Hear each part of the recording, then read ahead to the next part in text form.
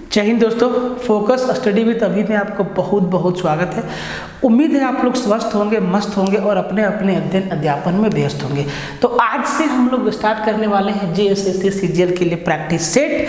और आज का जो सेट है वो आपके एग्जाम में आया हुआ है और आज के जो सेट का लेवल है कैसा है आपको मालूम चलेगा, क्योंकि ये पहला सेट है और पहला सेट का जो लेवल है वो हमने ऐसा सेट को लिया है जिसका लेवल थोड़ा सा आसान है और आपको बनाने में मज़ा आएगा। ऐसी बात नहीं है कि हम आपको सारे के सारे सेट आसान करवाते जाएंगे, नहीं जी। हर तरीके का सेट हो सकता है आज के सेट में हर एक चैप्टर से सवाल ना आए, लेकिन आगे आने वाले सेट जितने भी आपके प्रैक्टिस होंगे उसमें सारे के सारे चैप्टर से अच्छे अच्छे सवाल, मतलब सारे के सारे सवाल, मुश्किल भी, आसान भी, मॉडरेट भी, हर तरीके के सवाल हम लोग लेके आएंगे। आज पहला सेट है और पहला सेट को देखते हैं कि आप लोगों को के तरफ से कितना सपोर्ट मिलता है। उसी के बेस पर हम लोग आगे डिसीजन लेंगे कि इसका क्या डिमांड है तो ठीक है, नहीं है तो फिर देखा जाएगा बाद में, वैसी बात नहीं है।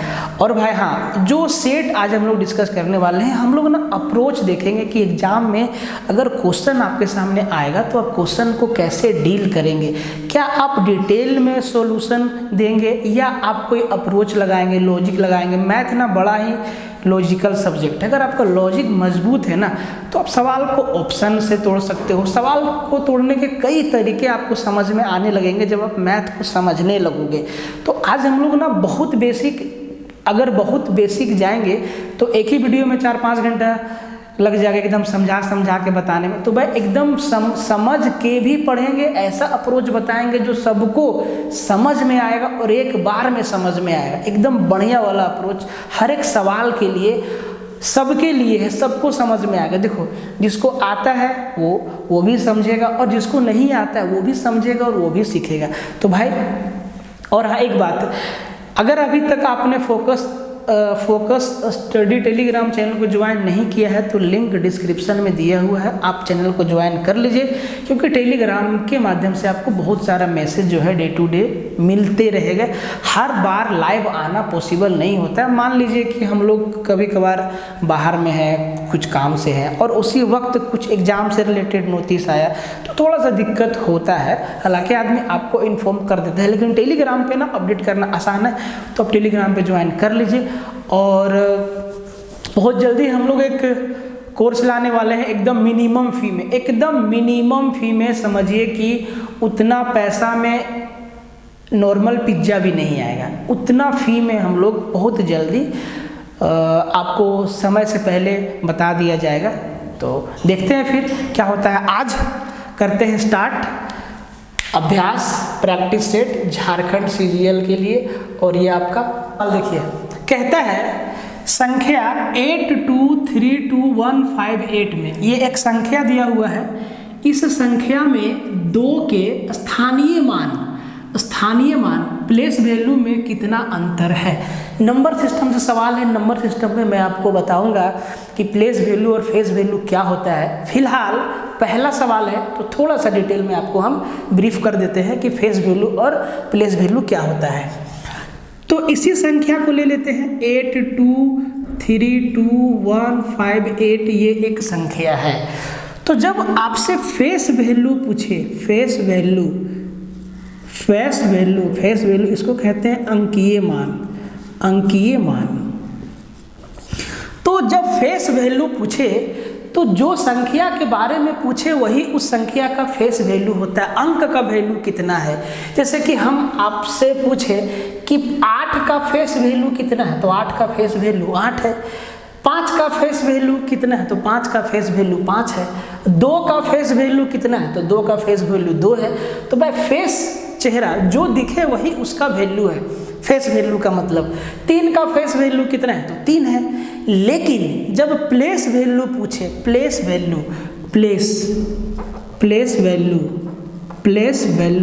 इसको कहते हैं हिंदी में स्थानीय मान। तो अंकीय मान में जो जिसके बारे में पूछे वही उसका वैल्यू होता है। जैसे कि बोला कि देखिए इस संख्या में 2 का अंकीय मान 2 का फेस वैल्यू क्या है तो 2 का फेस वैल्यू 2 है।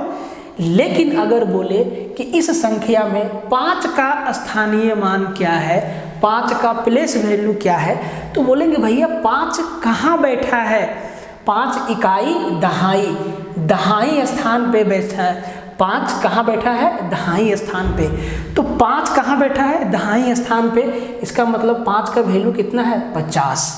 5 का वैल्यू कितना है, 50। 5 दहाई स्थान पे बैठा है, ये 50 ना 5 गुना 10 है, ये जो है दहाई स्थान पे बैठा है। तो स्थानीय मान निकालने का तो सबसे बेसिक तरीका क्या है कि जिस अंक के बारे में पूछे उस अंक के बाद जितना अंक है उतना 0 लगा दीजिए। जैसे कि इस सवाल में पूछा है कि 2 के स्थानीय मान में कितना का अंतर है, तो इस सवाल में 2, देखिए 2 जगह है, 1 2 यहाँ है, 1 2 यहाँ है।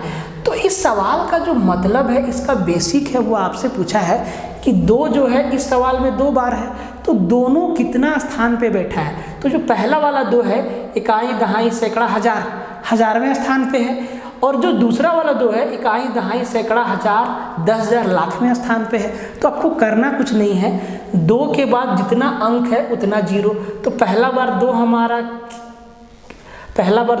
1000वें स्थान पे है, तो 2 के बाद 3 0, 1 2 3 अंक है तो 3 0। दूसरा बार 2 हमारा लाखवें स्थान पर है, तो भैया 2 के बाद कितना, 1 2 3 4 5 0, तो 2 के बाद कितना लगा देंगे गुरु, 5 0। अब इन्हीं का अंतर पूछा है, तो भाई 2 लाख में 2000 गया, 2 लाख में 2000 गया, तो 2 लाख में 2000 गया तो कितना बचा, 1,98,000, 1,98,000। तो इस सवाल में कुछ भी नहीं था, सेकंड में सवाल हो जाता। पहला सवाल था, मैंने आपको समझा के बताया। आपको बेसिक नॉलेज होना चाहिए, जब तक बेसिक नहीं रहेगा आप सवालों को तोड़ ही नहीं पाएंगे। आपको मालूम होना चाहिए फेस वैल्यू क्या है, प्लेस वैल्यू क्या है, अंकीय मान क्या है, स्थानीय मान क्या है, एग्जाम में आएगा कैसे निकालेंगे। ऐसा ना हो कि आप एग्जामिनेशन हॉल में ईंटें गिनते रह जाएं, जो कि आपको दिखेगा नहीं, है कि नहीं। तो देखिए अगला सवाल कहता है किसी संख्या में 9 से भाग देते हैं। कोई एक नंबर है जिसको हम 9 से डिवाइड करते हैं, कोई एक नंबर है ऐसे जिसको हम 9 से डिवाइड करते हैं। जब हम 9 से भागा देते हैं तो शेषफल रिमाइंडर 8 बचता है। यहाँ नीचे में कितना बचता है, शेषफल 8 बचता है। तो उससे दुगुना संख्या, जो संख्या यहाँ था ना, इससे दुगुना संख्या को, उससे डबल संख्या को अगर हम 4 से भागा देंगे तो शेष कितना बचेगा। किसी संख्या में 9 से भाग देने पर रिमाइंडर 8 बचता है, उससे 2 गुना संख्या, पहले संख्या जो था हमारा यहाँ पे, इसका डबल, उसका 2 गुना कर देने पर अगर हम उस नंबर को अब की बार 4 से भागा देंगे तो शेष कितना बचेगा। ये सवाल आपका डिविजिबिलिटी रूल से है, विभाजन के नियम से है। तो जब तक आपको वो नियम पता नहीं रहेगा भाई, तो आप सवाल को कैसे बनाओगे। अगर बेसिक से जाएंगे तो आपका सवाल लंबा चौड़ा हो जाएगा। एग्जाम में सवाल आया है, आप कैसे बनाएंगे तुरंत। तो देखिए तुरंत बनाने का तरीका क्या है इसका। जब हम 9 से भाग दे रहे थे तो शेष हमारा कितना बचा था भाई, 8 बचा था। शेष हमारा 8 बचा था। एक बात बताइए कि अगर कोई भी संख्या को हम 4 से भागा देंगे, कोई भी संख्या को हम 4 से भागा देंगे, ये किसी भी संख्या के लिए है, कोई भी संख्या को अगर हम 4 से भागा देंगे तो जो शेष बचेगा वो हमेशा 4 से छोटा होगा। अगर हम कोई भी संख्या को 4 से भागा दे रहे हैं तो जो हमारा शेष बचेगा वो या तो 3 बचेगा, या तो 2 बचेगा, या तो 1 बचेगा, या तो 0 बचेगा। 0 बचेगा मतलब संख्या पूरी कट जाएगा।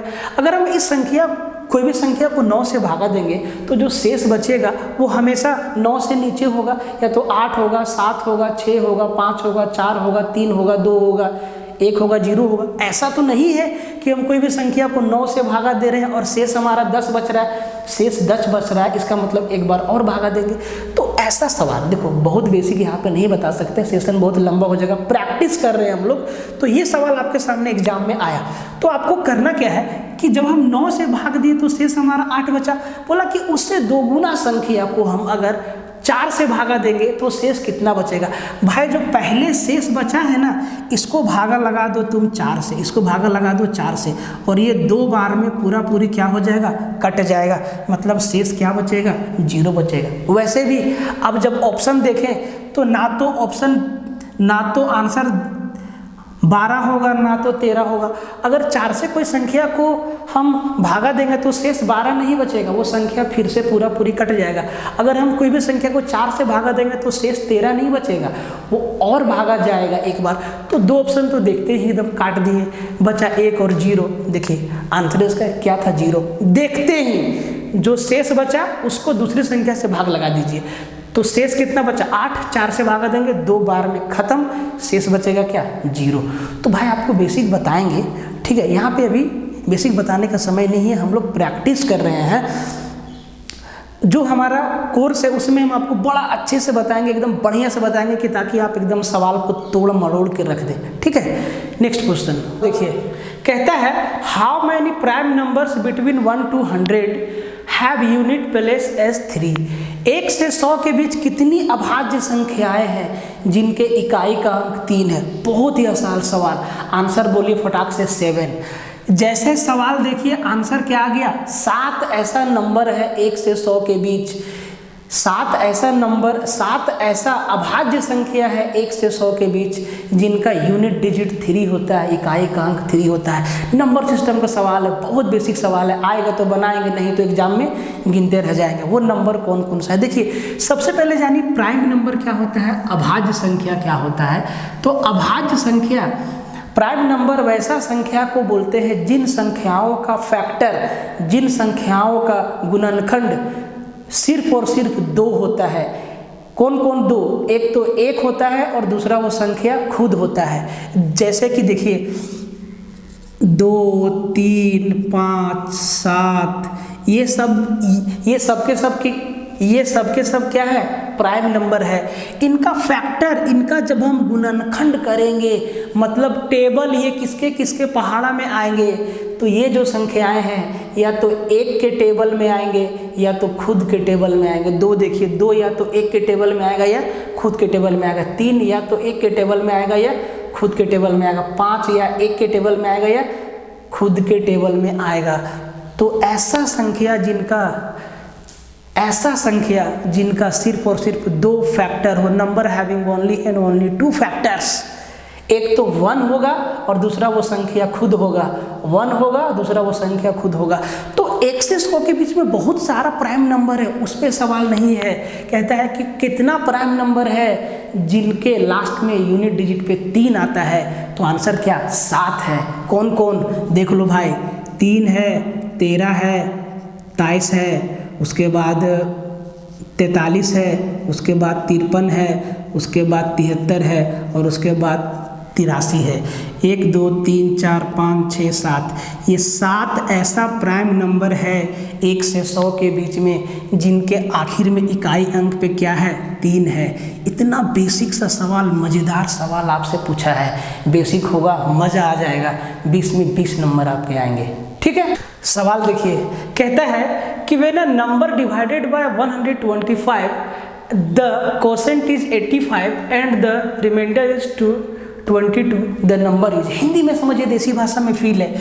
किसी संख्या को 125 से भाग देने पर भागफल 85 बचता है और शेष 22 बचता है, मिलता है, तो वो संख्या क्या है।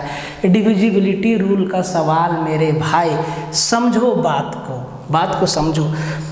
अगर इसका आंसर आपको देना है ना, तो आपको वो वाला फॉर्मूला याद होना चाहिए, भाज्य बराबर भाजक गुने भागफल प्लस शेषफल। कहने का मतलब थोड़ा सा ब्रीफ में सुन लो कि जो संख्या यहाँ रहता है उसको बोलते हैं भाजक, इंग्लिश में बोलते हैं डिवीजर। जो संख्या यहाँ रहता है उसको बोलते हैं भाज्य, इंग्लिश में बोलते हैं डिविडेंड। और जो यहाँ मिलता है उसको बोलते हैं भागफल और इंग्लिश में बोलते हैं क्वोशेंट। और जो सबसे नीचे बचता है शेषफल, उसको तो कहते हैं भैया रिमाइंडर। क्या बोलते हैं, रिमाइंडर। तो यहाँ से एक फॉर्मूला निकल के आता है कि जी भाज्य बराबर भाजक गुना भागफल प्लस शेषफल। ये अगर आपको याद है तो ये सवाल गया आपका हवा में। अगर ये नंबर निकालना है भाज्य डिविडेंड, तो भाजक और भागफल को गुना करके शेषफल को जोड़ना होगा, तो ये नंबर निकल जाएगा। डिविजिबिलिटी रूल का ये फॉर्मूला है, आपको बताएंगे डिटेल से, बट अभी नहीं। अब देखिए हमें यहाँ डिविडेंड निकालना है, भाज्य निकालना है। तो भाजक कितना है भैया, तो 125 गुना भागफल कितना मिला है भैया, तो 85 प्लस शेष कितना मिला है भैया, तो 22। तो ये हमको क्या देगा सर, भाज्य देगा। तो 125 गुना 8, तो 800 और 25 अठे 200, 10, 1000 मतलब 10,000, और इधर से आ जाएगा 125 25 625, 10,625, 10,625 प्लस में जोड़ेंगे 22, तो 10,647 क्या हो जाएगा, आपका आंसर हो जाएगा। ऐसे पता होना चाहिए आपको चीज़ें, तभी जाके मज़ा आएगा, तभी जाके आप 20 क्वेश्चन में 20 आउट ऑफ 20 स्कोर कर पाएंगे। एक बार देख लीजिए ध्यान से, ठीक। क्वेश्चन नंबर 6 देखिए, देखते ही आपको समझ में आ जाना चाहिए कि ये सवाल ना एपीजीपी का है, ठीक है, अर्थमेटिक प्रोग्रेशन, ठीक है, और ज्योमेट्रिक प्रोग्रेशन बताएंगे आपको। कहता है कि 3 + 7 + 11 + 15 + 19 + 10 का 80 पदों तक 80 टर्म तक इसको लिखेंगे और उसको जोड़ेंगे, तो उसका उत्तर क्या होगा। What will be the sum of 3 + 7 + 19 up to 80 term, 80 पदों तक लिखेंगे। ये एक सीरीज लिखा हुआ है भाई, 3 + 7 + 11 + 15 + 19, तो ये ना देखो सब में ना 4 का गैप है। 3 में 4 जोड़े 7, 7 में 4 जोड़े 11, 11 में 4 जोड़े 15, 15 में 4 जोड़े 19, 19 में 4 जोड़ेंगे 28, और ऐसे ऐसे करके ना 80 बार लिखेंगे। 1 2 3 4 5 6, ये तो 6 बार, 80 बार 80 टर्म तक लिखेंगे और उसको जोड़ेंगे, तब बताओ कि उसका उत्तर क्या होगा। तो जब अर्थमेटिक प्रोग्रेशन को आपको जोड़ना है तो आपको ये फॉर्मूला आना चाहिए, सम of n/2 × 2a + n-1 × d। ये जब आपको ऐसे अर्थमेटिक प्रोग्रेशन को जोड़ना है जिनका गैप हमेशा बराबर रहे, जिनका गैप हमेशा अंतर हमेशा बराबर रहे। देखिए सब में 4 का गैप है, 3 7 4, 7 4 11, 11 4 15, हमेशा 4 के गैप पे है। तो इनको जोड़ने का ये फॉर्मूला है। तो भैया n क्या बताता है, n बताता है कि कितना टर्म है, तो जी 80 टर्म लिखना है। a क्या बताता है, a बताता है पहला टर्म क्या है, 3 क्या है। और d क्या बताता है, d बताता है कि इनके बीच कॉमन डिफरेंस कितना का है, अंतर कितना का है, तो अंतर कितना का है, 4 का है। इतना सा बात आपको मालूम होना चाहिए, और ये सवाल गया हवा हो गया। तो जी n हमारा क्या है, n हमारा 80 है, 80 पद है, 80 टर्म है, तो 80 को 2 से भागा देंगे 40, और 2 × a हमारा क्या बताएगा, पहला टर्म, तो 3 दूना 6 प्लस n-1 मतलब 80 - 1 गुना ये क्या है 80 है, इसका आंसर आपको लाना है। ये क्या है आपका 80 है, ठीक है, n-1 × d। अब ये आप बात, अच्छा ये यहाँ पर डिफरेंस हो रही है, यहाँ पर डिफरेंस 4 है ना, डिफरेंस कितना है, कम 4 का है। इसको सोल्व करना है, आंसर बताइए कैसे सोल्व करेंगे। देखिए 80 में 1 नहीं घटाएंगे, 80 को 4 से मल्टीप्लाई, 8 चौके 32, 320, और 320 में 4 का हम 4 घटा देंगे, कितना आएगा 316, और 316 में 6 जोड़ेंगे, 316 में 6 जोड़ेंगे तो 322, और 40 गुना 322 कर देंगे भैया, तो ये आ जाएगा 0, 4 दूना 8, 4 दूना 8, 4 तिया 12, 12,880। 12,880 क्या होगा, इनका सम होगा अर्थमेटिक प्रोग्रेशन का। अगर ये फॉर्मूला ही नहीं आपको याद है तो आप जोड़ते रहिए, 3 7 11 15 17 19 27 27 लिखते जाइए 80 बार और सबको जोड़िए। नहीं, फॉर्मूला आपको आना चाहिए, कंसेप्ट आपको आना चाहिए। देखिए कितना आसानी से सवाल बन गया। 20 में 20 आपको स्कोर करना है ना, तो आप सेशन को फॉलो करिए भाई मेरे, शेयर करो। दोनों लैंग्वेज में मैं लिख रहा हूँ, हिंदी इंग्लिश दोनों। शिकायत थी कि सर दोनों लैंग्वेज में लिखिए, ये लो दोनों लैंग्वेज में, ठीक है। इस सवाल को देखिए, कहता है कि what is the smallest number should be added to 2145 to get a perfect cube. Hindi में समझिए, कहता है कि वह सबसे छोटी संख्या जिसे 2145 में जोड़ने पर पूर्ण घन संख्या मिलेगी। मतलब 2145 में कौन सा छोटा नंबर जोड़ दे ये चारों ऑप्शन में, जिससे वो संख्या ना पूर्ण घन बन जाए, मतलब 3 बराबर बराबर उसका गुणनखंड हो जाए। भाई मेरी एक बात बताओ, क्या आपको क्यूब रूट, स्क्वायर रूट और क्यूब रूट याद है? स्क्वायर रूट याद करना 1 से 100 तक और क्यूब याद करना 1 से लेकर 30 तक।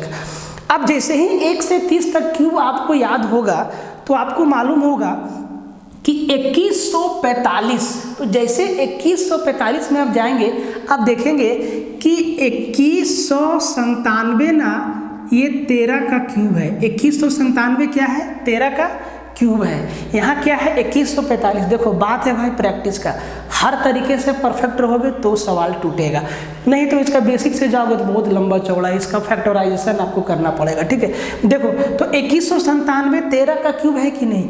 यहाँ कितना है? 2145। तो अगर हम 2145 इसमें घटा दें तो कितना बचेगा? 2 और 5 कितना बचेगा? 52। इसका मतलब 2145 में अगर हम 52 जोड़ देंगे तो एक हमको नंबर मिलेगा 2197, जो कि 13 का क्या है? क्यूब है, और ये परफेक्ट क्यूब है। क्या है ये? परफेक्ट क्यूब है। कितना आसान सवाल था भाई। तो आपको ना बेसिक आना चाहिए, जरूरी नहीं है कि हर चीज़ में कंसेप्ट घुसेड़ा जाए, कुछ चीज़ें आपको याद भी रखनी होगी, जैसे स्क्वायर रूट, क्यूब रूट याद रहेगा तभी तो खेलोगे ऐसे ऐसे सवालों से।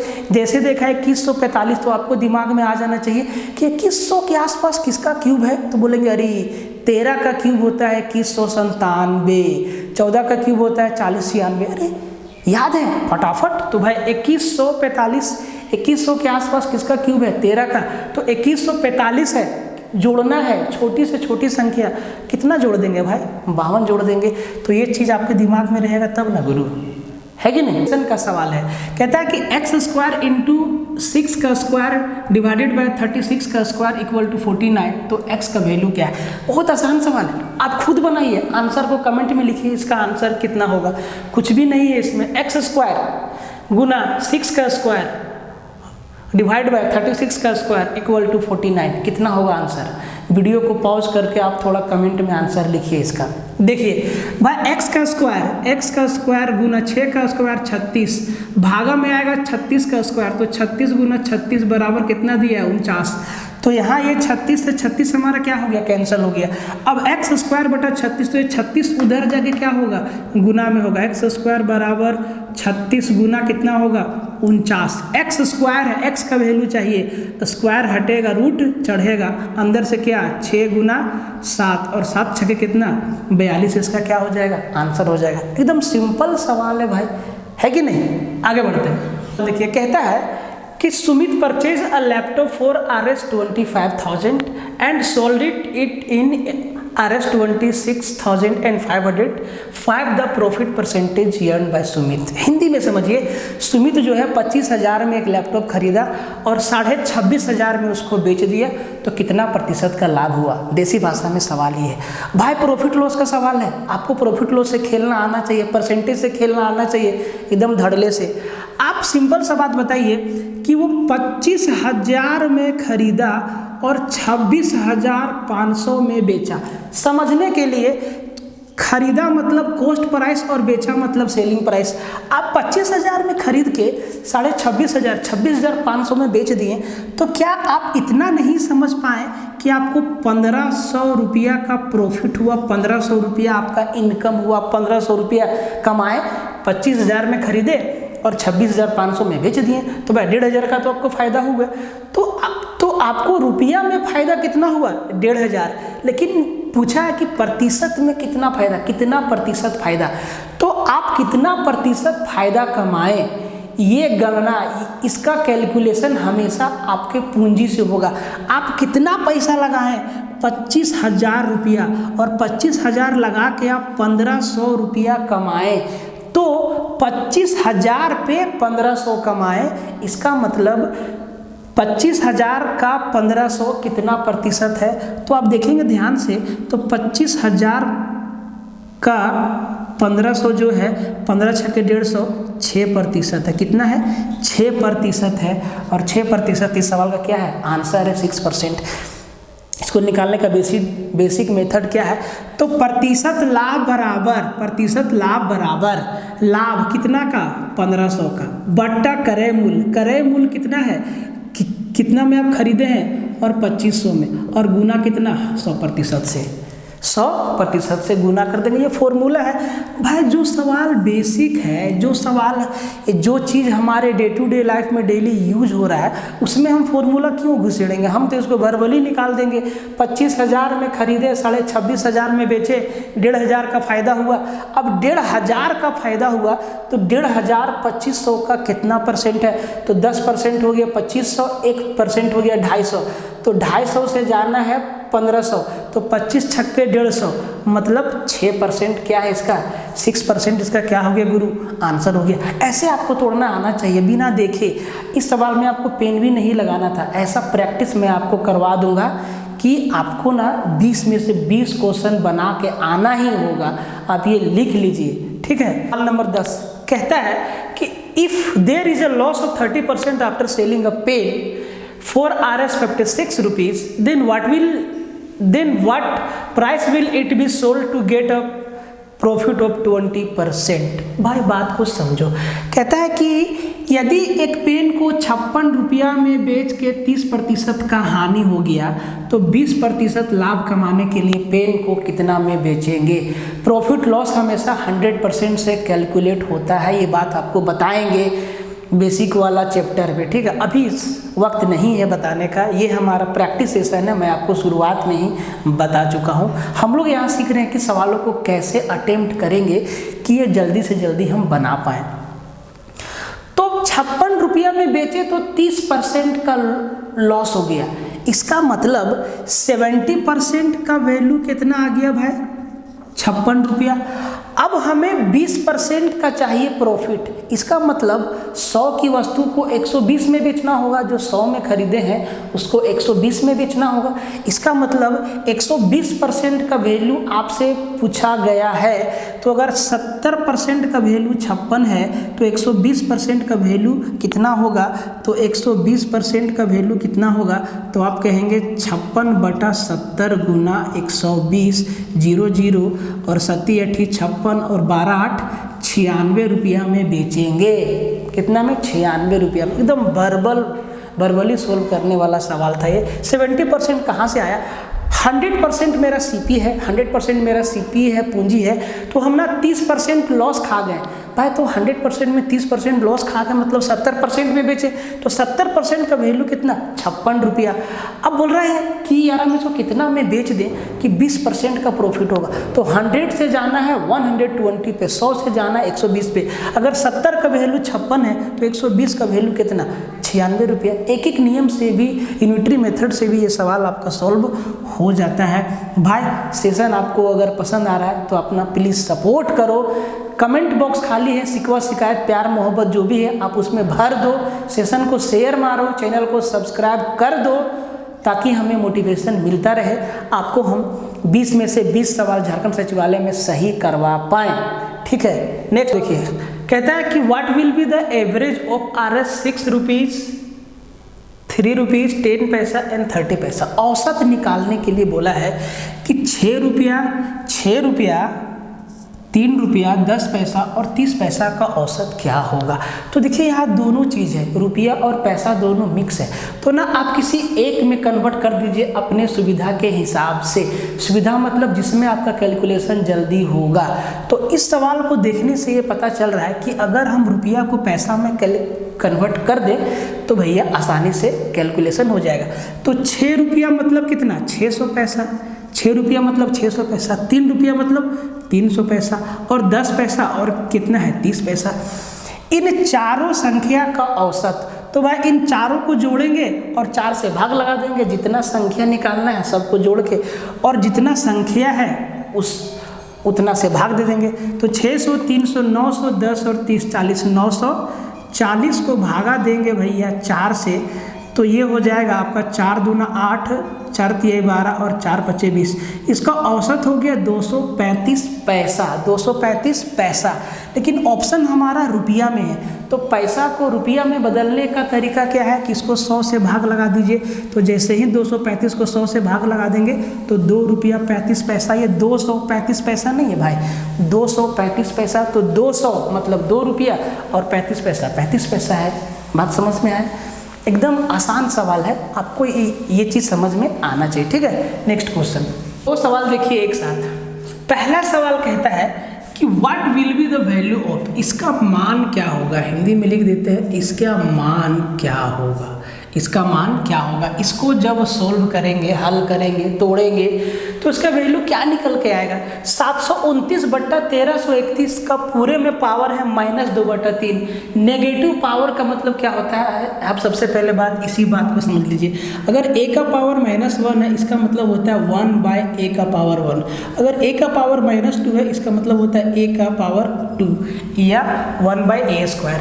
जब पावर नेगेटिव होता है तो वो पॉजिटिव होकर बट्टा में आ जाता है। अब ये वाला कंसेप्ट लगा के इसको करना होगा सॉल्व, मतलब ये आपका बन जाएगा। इसको हम अगर लिखेंगे, इधर लिखेंगे, यहाँ पे देखिए, तो इसको हम लिखेंगे 1/729/1331 का पावर 2/3 और ये पलट के हो जाएगा 1331/729 का पावर पॉजिटिव 2/3। अब इसको सोल्व करना आपका काम है, एकदम आसान है। 1331 को हम क्या लिखेंगे 11 का क्यूब और 729 को क्या लिखेंगे 9 का क्यूब। दोनों पे क्यूब है, क्यूब से क्यूब आपका कैंसिल हो जाएगा और बच जाएगा 11 का स्क्वायर और 9 का स्क्वायर, मतलब 121/81 क्या हो जाएगा इसका आंसर। बहुत आसान है भाई, ये आप खुद से भी करके देखिएगा और कमेंट में आप जवाब दीजिएगा कि क्या आपका आंसर सही आया है। इसको देखिए, which one of the following is not a factor of 2640। कहता है कि निम्नलिखित में से कौन सा, ये जो आपका 4 ऑप्शन दिया है 55, 1320, 330 और 1420, इन चारों में से कौन सा 2640 का फैक्टर नहीं होगा, गुणनखंड नहीं होगा। गुणनखंड आपको कैसे निकालना है, बहुत सारा तरीका है। एक मेथड है एलसीएम मेथड, आप इसका एलसीएम निकालिएगा तो उसमें कौन सा नंबर मल्टीप्लाई करके नहीं बनेगा। भाई ऑप्शन पे एक बार नज़र डालो, अगर हम 1320 पे जाते हैं तो 1320 का 2 गुना क्या होता है 2640। इसका मतलब 1420 जो है इसका फैक्टर कभी नहीं होगा, क्योंकि 1420 में कुछ भी हम गुना लगाएंगे 1, 2, 3, 4, ये ना 2640 कभी बनेगा ही नहीं। तो देखते ही ऐसे सवालों का आंसर करना सीखिए आप, और ये चीज़ें कैसे आएंगी, प्रैक्टिस से आएंगी। और इसी के लिए हमने ये सेशन स्टार्ट किया है। ठीक है, आज बहुत बेसिक सवालों को हमने लिया है और ये सारा का सारा कंप्लीट सेट आपके एग्जाम में आया हुआ है। बात समझ रहे हैं ना। आगे चल, कहता है कि राइट 280 इन कैनोनिकल फॉर्म। कैनोनिकल फॉर्म और प्राइम फैक्टराइजेशन फॉर्म क्या होगा। सबसे पहले इसी बात को समझिए, यही चीज़ सेम बात आपको हिंदी में लिख देगा कि 280 का कैनोनिकल रूप क्या होगा। अब देखिए कैनोनिकल क्या होता है, प्राइम फैक्टराइजेशन उसी को कहते हैं। आपसे सीधा देखिए इसको आप लिख लीजिए कैनोनिकल, कैनोनिकल, कैनोनिकल रूप। और प्राइम फैक्टराइजेशन, प्राइम का मतलब तो आपको मालूम है अभाज्य गुणनखंड। तो सीधा सा बोला है कि 280 का अभाज्य गुणनखंड फॉर्म कौन सा है, रूप कौन सा है। 4 ऑप्शन है मेरे भाई, देख लीजिए चारों में कौन सा है, सवाल आपके एग्जाम में आया हुआ है। तो जब भी आपसे अभाज्य गुणनखंड पूछे तो अभाज्य समझे, अभाज्य संख्याएं 2, 3, 5, 7, 11, 13, ये सारे के सारे नंबर्स क्या है, प्राइम नंबर है, अभाज्य संख्या है। तो उन्हीं संख्याओं में 280 को तोड़ना है। तो तोड़ने का तरीका आपका क्या होगा, आप क्या अपना 280 का को एलसीएम मेथड से तोड़ लीजिए। 2 से 140, फिर देखिए 2 से 70, फिर देखिए 2 से 35। अब 2 से नहीं जाएगा तो ये जाएगा 5 से, 5 से 35। देखिए 2, 2, 2, 5, 7 ये क्या है, अभाज्य संख्या है। तो क्या हम इसको 2 गुना 2 गुना 2 गुना 5 गुना 7 अगर जब करेंगे तो यही 280 मिलेगा। इसका मतलब हम इसको क्या लिख सकते हैं, 2 3 बार है तो क्या हम इसको 2 का पावर 3 लिखेंगे, गुना 1 5 है और 1 7 है। यही तो हुआ इसका अभाज्य गुणनखंड प्राइम फैक्टराइजेशन या कैनोनिकल फॉर्म। तो 2 का पावर 3 गुना 5 गुना 7 इसका क्या हो गया, आंसर हो गया। ऐसे सवाल को आप ना ऑप्शन से ही कर सकते हैं। देखिए कौन सा नंबर किसको तोड़ेंगे तो 280 देगा आपको। तो अब देखिए 2 का पावर 3 8 हुआ और 8 बचे 40 और 40 सत्ते 280, आपका आंसर यहीं से आ जाएगा। बाकी किसी का 280 नहीं होगा। देखिए आप एक चीज़ देखिए कि 280 ना सम संख्या है, 280 सम संख्या है और जब किसी भी सम संख्या को तोड़ेंगे तो उसका गुणनखंड विषम संख्या नहीं होगा। फिर से किसी भी सम संख्या का अगर गुणनखंड करेंगे तो उसका गुणनखंड विषम संख्या नहीं होगा। मतलब देखो अब यहाँ तो जी सब में विषम है, तो आप इस बात को ऐसे समझिए, मेरा कहने का मतलब क्या है कि जब हम इसको तोड़ेंगे 280 को तो क्या 280 3 का मल्टीपल है, क्या 280 3 से भागा जाएगा, नहीं जाएगा। इसका मतलब इसका फैक्टर में 3 तो आएगा नहीं। देखिए 3 इसमें भी है, 3 इसमें भी है, 3 इसमें भी है, तो 3 ऑप्शन तो आप देखते ही काट दिए, तो जो चौथा बचा हुआ आपका आंसर होगा। अब कब कर पाएंगे, जब आपका कंसेप्ट बेजोड़ रहेगा। ठीक है, नेक्स्ट सवाल देखिए, कहता है कि द एलसीएम 5/7 10/9 और 15/11 का एलसीएम क्या होगा। तो भाई एलसीएम निकालने का एक तो ये वाला मेथड है ना, लोवेस्ट कॉमन मल्टीपल वाला। दूसरा मेथड क्या है कि जब आपको फ्रैक्शन का एलसीएम निकालना हो तो ऊपर वाला का निकालेंगे एलसीएम और नीचे वाला का निकालेंगे एचसीएफ। इसको आप याद रखिए, जब फ्रैक्शन में नंबर दिया हो और इसका एलसीएम निकालना हो तो ऊपर ऊपर निकालेंगे एलसीएम और नीचे नीचे निकालेंगे एचसीएफ। तो 5 10 15 का एलसीएम कितना, 30 होगा और 7 9 11 का एचसीएफ कितना, 1 होगा। मतलब इसका एलसीएम कितना हो जाएगा, 30 होगा। सिंपल सा बात है। अगर आपको फ्रैक्शन का एचसीएफ निकालना हो, फ्रैक्शन का एचसीएफ निकालना हो, जैसे कि A/B C/D ऐसे आपका कोई नंबर दिया हो और इसका एचसीएफ निकालना हो, तो ना ऊपर वाला का निकालेंगे एचसीएफ और नीचे वाला का निकालेंगे एलसीएम। ये आपको याद रखना है, ऊपर वाला का एचसीएफ और नीचे वाला का एलसीएम, जब आपको एचसीएफ निकालना है। और जब आपको एलसीएम निकालना है तो ऊपर वाला का एलसीएम और नीचे वाला का एचसीएफ। कितना आसान सवाल आपके एग्जाम में आता है, झारखंड के एग्जाम में देख लीजिए, आपके एग्जाम में आया हुआ सवाल है। तो ये सारी बातों की जानकारी आपको होना चाहिए, तभी आप 20 में 20 स्कोर कर पाएंगे। ठीक है, 20 क्वेश्चन में 20 क्वेश्चन आप बना पाएंगे, है कि नहीं। आगे बढ़ते हैं, फिर से देखिए 2 सवाल। कहता है द रेशियो ऑफ 2 नंबर, 2 संख्याओं का अनुपात, हिंदी में 2 संख्याओं का अनुपात 9:7 है। The ratio of 2 numbers is 9:7 if their HCF is 8 find the numbers. Hindi में कहता है कि 2 संख्याओं का अनुपात 9:7 है, यदि इनका एचसीएफ महत्तम समापवर्तक 8 है तो संख्याएं ज्ञात करिए। अब 2 संख्या का अनुपात दे दिया है 9:7, इन दोनों संख्याओं का एचसीएफ दे दिया है 8, तो वो संख्याएं क्या है। देखिए ऐसे सवाल को आप ऑप्शन से तोड़िए। ठीक है, अब ध्यान दीजिए कि कौन, ये आपका 4 ऑप्शन है A B C और D, इन चारों में कौन सा 2 संख्या है जिसका एचसीएफ 8 होगा, जिसका एचसीएफ 8 होगा। देखिए एचसीएफ क्या होता है ये आपको मालूम होना चाहिए, और अगर नहीं मालूम है तो मैं आपको बताऊंगा, बट अभी नहीं, अभी हम लोग सवालों को तोड़ने का तरीका जान रहे हैं और साथ में ये भी सीख रहे हैं कि कितना बेस आपके लिए होना ज़रूरी है ताकि आप सवालों को सबको तोड़ पाइए। सारे के सारे आसान सवाल है भाई, अगर आपका प्रैक्टिस अच्छा हो ही जाएगा। मैं कह रहा हूँ कि अगर आप सेशन को रेगुलर फॉलो करेंगे तो आपका प्रैक्टिस अच्छा हो जाएगा, तो आप भी सवालों को ऐसे तोड़ सकेंगे और आपको ही सिखाना है। मेरा मकसद वही है कि आप सवालों को जैसे मैं तोड़ता हूँ, आप हमसे भी अच्छा और हमसे भी जल्दी तोड़ दे सवालों को। ठीक है, देखिए तो एचसीएफ कहते हैं कि वो ग्रेटेस्ट नंबर, आप सीधा समझिए कि महत्तम समापवर्तक का मतलब हम क्या समझते हैं। महत्तम समापवर्तक का सीधा सा मतलब ये है जो हम समझते हैं देसी भाषा में कि वो संख्या वो संख्या होता है महत्तम समापवर्तक, वो बड़ी से बड़ी संख्या होता है जिसका टेबल में कोई नंबर आएगा, जिसका पहाड़ा में कोई नंबर आएगा।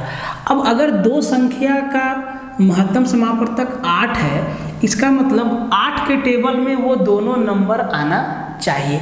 तो अब देखिए 8 के टेबल में ये भी है, ये भी है, ये भी है, ये भी है, ये भी है, ये भी है, ये है कि नहीं मालूम नहीं है, लेकिन ये और ये है।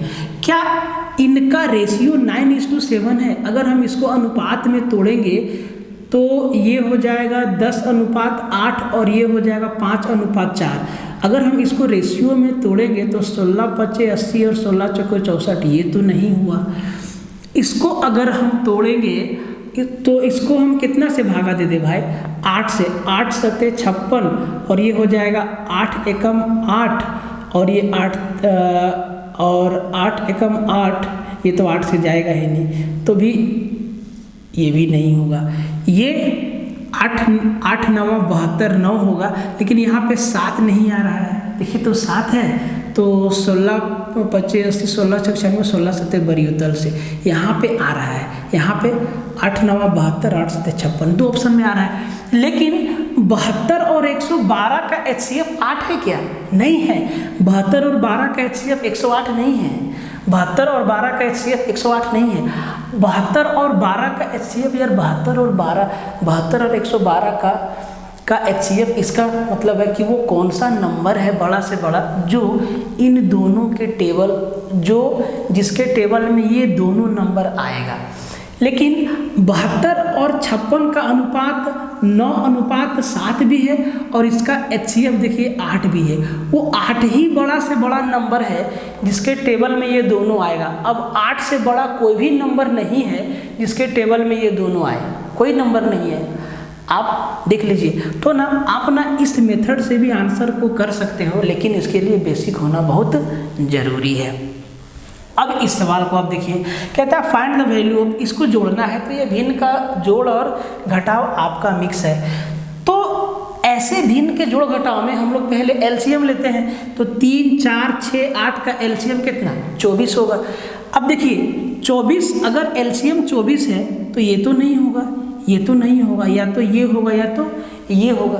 ठीक है, तो कौन सा इसका आंसर होगा इन दोनों में से आप लोग बताइए कमेंट में, क्योंकि ये बहुत ही आसान सवाल है। वैसे आपके लिए मैं बता दूं कि इसका आंसर 69/24 होगा सही। ठीक है, समझ में आ रहा है आपको, मज़ा आ रहा है आपको? तो सेशन को शेयर करते चलिए। ठीक है, आगे बढ़ते हैं। इस सवाल को देखिए भाई, दोनों लैंग्वेज में सवाल को मैंने लिखा है, अब ध्यान से देखिए। कहता है कि the ratio between the largest and the smallest angle of a triangle is 2:1। The second largest angle is 33 degree. What will be the value of 50% of the largest angle? Hindi वाला देख रहे, कहता है सीधा बात कि त्रिभुज के सबसे बड़े कोण और सबसे छोटे कोण का अनुपात दिया हुआ है 2:1। ये अनुपात दिया हुआ है 2:1। त्रिभुज का दूसरा सबसे बड़ा कोण 33 डिग्री का है, तो त्रिभुज के सबसे बड़े कोण का 50% कितना होगा? एकदम आसान सवाल है। अगर आपको इतना सा मालूम है कि त्रिभुज के तीनों कोणों का योग 180 डिग्री होता है, ट्रायंगल के तीनों एंगल का सम कितना 180 डिग्री होता है, तो 180 डिग्री में से, इसमें आपको फिगर वगर बनाने की आवश्यकता नहीं है। त्रिभुज के तीनों कोणों का योग कितना होता है? 180 डिग्री। 180 डिग्री में से जो दूसरा वाला कोण है उसका वैल्यू दिया है 33 डिग्री। तो अगर हम 180 में से 33 डिग्री घटाते हैं तो कितना मिलेगा? 147 डिग्री। अब जो शेष दो कोण बचा, कोण सबसे बड़ा और सबसे छोटा, उनका जोड़ कितना है? 147 डिग्री। तो आपको ना सबसे बड़े और सबसे छोटे कोण का अनुपात रेशियो दे दिया है 2:1 कि अगर ये 2 है तो ये 1 है। एक बात बताइए, इसका मतलब ये 2 गुना है और ये आधा है। अब इसी 2:1 के रेशियो में बांटना है 147 को, तो भाई 2 और 1, इसी 3 का वैल्यू कितना? 147। अगर 3 बराबर 147 है तो 1 बराबर कितना, तो 3 चौके 12 और 3 नवा 27, एक का वैल्यू कितना 49 डिग्री। इसका मतलब एक ठो 49 है तो एक ठो कितना 49 दूना 98 है। और बोला है कि सबसे बड़े कोण का 50 डिग्री, सबसे बड़ा कोण कितना है 98 डिग्री। और 50% का मतलब कितना आधा होता है, तो 98 का 50% कितना 49 डिग्री क्या हो जाएगा, अपना आंसर हो जाएगा। तो ये तो हिसाब किताब है आपके झारखंड में सवाल पूछने का। अगर आप ढंग से पढ़ लिए तो सवाल गया। पेन भी नहीं लगाना है इसमें भाई। अगर आपका बेसिक बहुत अच्छा है तो अगर आपको थोड़ा सा कैलकुलेशन भी आता है तो पेन भी नहीं लगाना है आपको, आप इसको वर्बली कर सकते हैं, ठीक है। 180 में 33 घटाना था जो आप आसानी से घटा लेंगे, आएगा 147। तो 147 को 2:1 में बांटना है, इसका मतलब 2 और 1, इसी 3 का वैल्यू 147 है। अगर 3 का वैल्यू 147 है तो एक का वैल्यू कितना होगा, तो 147 को हमने 3 से भाग दिया, क्या मिला 49। अब तो भाई 1 बराबर 49 है तो 2 बराबर कितना है, इसका 2 गुना 98। और हमसे पूछा है कि इसका 50% जो सबसे बड़ा कौन सा है 98 डिग्री वाला है, तो इसका 50% मतलब क्या आधा, तो 98 का आधा कितना 49। कितना समय लगता है आपको वर्बली करने में, मन सबसे तेज है कि नहीं। आगे बढ़ते हैं। तो देखिए सिंपल इंटरेस्ट से सवाल आपका पूछा गया, कहता है कि what will B simple interest on 8000 RS 8000 at the rate of 6% per annum in 3 years. Hindi में कहता है कि 8000 रुपये पर 6% प्रति वर्ष की दर से 3 साल का साधारण ब्याज क्या होगा, सिंपल इंटरेस्ट क्या होगा। आपने 8000 रुपया किसी से उधार लिया, बोला कि आप बोले कि भैया हम 3 साल बाद लौटाएंगे, तो वो बोला कि ठीक है 8000 रुपया तुम 3 साल बाद लौटाना, लेकिन मेरा जो रेट ऑफ इंटरेस्ट रहेगा ना वो हम 6% हर 6% हर साल लेंगे, ठीक है। तो भाई 8000 रुपया पर आपको 6% इंटरेस्ट देना है, ऐसे 3 साल तक 6%, मतलब टोटल आपको 18% इंटरेस्ट देना है। तो उधर हम लोग नहीं जाते हैं, सिंपल इंटरेस्ट या कंपाउंड इंटरेस्ट या प्रॉफिट लॉस या डिस्काउंट में आपको परसेंटेज कैलकुलेट करना आना चाहिए वर्बली। कैसे करते हैं वो हम आपको बताएंगे, यहाँ दोस्त डिटेल में जाएंगे तो समय लग जाएगा। देखो आप देखिए कि 8000 रुपया का 1% कितना होगा, तो आप कहेंगे 8000 रुपया का 1% होगा 80 रुपया, तो 6% कितना होगा, तो जी 8 से 48 480 रुपया। इसका मतलब 480 रुपया हमको हर साल देना है। तो हम कितना साल तक दिए हैं गुरु, 3 साल तक। जोड़ लीजिए 0 8 3 24 4 3 12 8 2 14, 1440 रुपया हम इंटरेस्ट देंगे, 1440 रुपया इंटरेस्ट देंगे हम 3 साल में। खत्म हो गया सवाल। वर्बली सॉल्व करना था आपको, इतना मैंने लिखा आपको कुछ समझ में आए इसीलिए। अच्छा ये 18वां नंबर नहीं, ये शायद 19वां नंबर सवाल होगा। नंबर में क्या रखा है, जो भी होगा देखा जाएगा। देखिए कहता है कि Pankaj made a down payment of RS 12,000 for a motorcycle. वो 12,000 रुपया का डाउन पेमेंट दिया एक मोटरसाइकिल के लिए, and paid rest amount of RS 23,000 at 5% simple interest in 3 years. What was the price of motorcycle? Hindi में समझिए देसी भाषा में। पंकज एक मोटरसाइकिल खरीदा और वो 12,000 रुपया डाउन पेमेंट दिया। कितना दिया, डाउन पेमेंट अग्रिम भुगतान। और जो शेष राशि बचा ना, जो पैसा बच गया, उसको बोला कि आप 3 साल में दीजिएगा, 3 साल में दीजिएगा और आपका रेट ऑफ इंटरेस्ट रहेगा 5%। अच्छा हिंदी वाला में 3 साल में और 6 और 5%, या आप कर लीजिएगा 5% पर एनम में साधारण ब्याज सहित 23,000 रुपया, जो वो 23,000 रुपया दिया और उसका पेमेंट क्लियर हो गया। हिंदी वाला में 5% छूट गया है भाई, हाथ से लिखे हैं, छूट गया है, कोई दिक्कत नहीं। तो पंकज जो है एक मोटरसाइकिल खरीदने गया और वो 12,000 रुपया दिया, बोला कि आप मोटरसाइकिल ले जाइए, और जो बाकी पैसा बचा उसको वो 3 साल में लौटाया। तो 3 साल में लौटाया तो इंटरेस्ट लगेगा ना भाई, तो कंपनी वाला इंटरेस्ट जोड़ा 5% पर एनम हर साल, तो जब वो 3 साल बाद पैसा देने गया ना, तो इंटरेस्ट सहित वो 23,000 रुपया दिया। तो बोला कि मोटरसाइकिल का कीमत क्या था, कितना दाम था मोटरसाइकिल का। आप एक बात समझिए, अगर इस सवाल में बेसिक से जाएंगे ना तो बहुत समय लग जाएगा, और यही बचाना है आपको। यार मोटरसाइकिल का दाम या तो 30,000 होगा, या तो 32,000, या तो 34,000, या तो 35,000, जो भी दाम होगा। जो भी दाम होगा उसमें से वो 12,000 रुपया दे दिया। तो अगर 30,000 दाम था, मान लेते हैं कि अगर 30,000 दाम था, तो वो 30,000 में से 12,000 दे दिया, तो 12,000 दे दिया, इसका मतलब 18,000 रुपया उसको देना था। अब इसी 18,000 पर वो 5% का इंटरेस्ट जोड़ दिया 3 साल तक। इसका मतलब जब वो पैसा देने जाएगा तो ये 18,000 भी देगा, प्लस इसका 5% 3 साल तक जोड़ के देगा। तो जब इसको जोड़ेगा तो 23,000 रुपया होना चाहिए, तो 23,000 रुपया होना चाहिए। अब बात को समझें, बड़ा ही आसान बात है। मैंने आपको बताया कि मान लेते हैं कि मोटरसाइकिल का दाम पूरा 30,000 था। पंकज 12,000 रुपये दिया डाउन पेमेंट, कितना बचा 18,000। अब बोला कि 18,000 हम अभी नहीं दे सकते हैं, तो मोटरसाइकिल वाला बोला, बेचने वाला, कि भाई अगर नहीं दे सकते हो तो तुम 3 साल में पैसा देना, बस आपको 3 साल तक 5% हर साल ब्याज लगेगा। तो जब वो तीसरा साल वो पैसा लौटाने गया तो 18,000 दिया, प्लस 18,000 का 3 साल में जो इंटरेस्ट बना वो दिया, तो वो टोटल जोड़ के कितना दिया 23,000 रुपया। तो अगर इस सवाल को ऑप्शन से तोड़ना है, तो अगर 18,000 का 5% 3 साल तक जोड़ के 23,000 रुपया हो जाता है, तब तो मेरा आंसर हो जाएगा। अगर नहीं होता है तो हम आगे जाएंगे, अगर नहीं होता है तो हम आगे जाएंगे। भाई ये जो तरीका है ना, इसका बेसिक से जल्दी हो जाएगा, बेसिक से जल्दी हो जाएगा।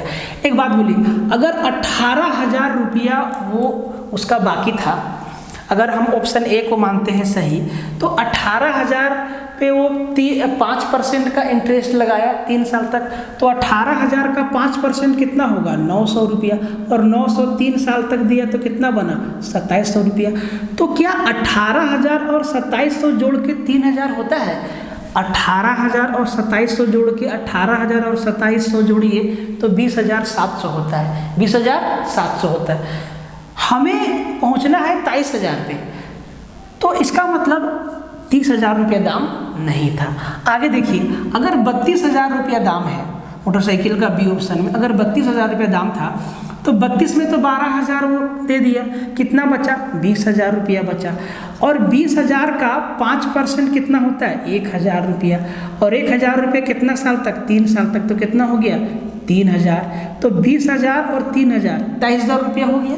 20,000 जो बचा हुआ था और 3,000 इंटरेस्ट मिला के 23,000 रुपया हो गया, और वो 23,000 रुपया दे दिया।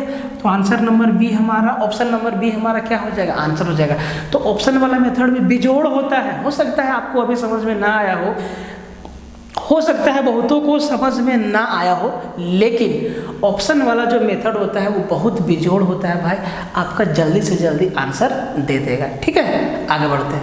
सवाल को देखिए, एरिया वाला चैप्टर से सवाल है, कंसेप्ट रहेगा तो बनेगा, नहीं तो सवाल जाएगा। ठीक है, कहता है कि the radius of a wheel is 0.42 metre, it takes 750 rotations in a minute, it speed will be equal to. Hindi में समझिए, यदि किसी पहिए का त्रिज्या, एक पहिया है उसका त्रिज्या दिया हुआ है 0.42 मीटर, यदि 1 मिनट में 750 चक्कर लगाएगा, ये पहिया जो है 1 मिनट में 750 चक्कर लगाता है, तो उसका स्पीड क्या है, उसका गति क्या है। देखिए, एक ऐसे पहिया बना हुआ है और इसका जो रेडियस दिया है ना, रेडियस ये आर का वैल्यू है 0.42 मीटर, और ये 1 मिनट जब चलता है तो 750 चक्कर लगाता है ऐसे गोल गोल गोल। तो इसका स्पीड क्या है भाई, इसका स्पीड कितना होगा आप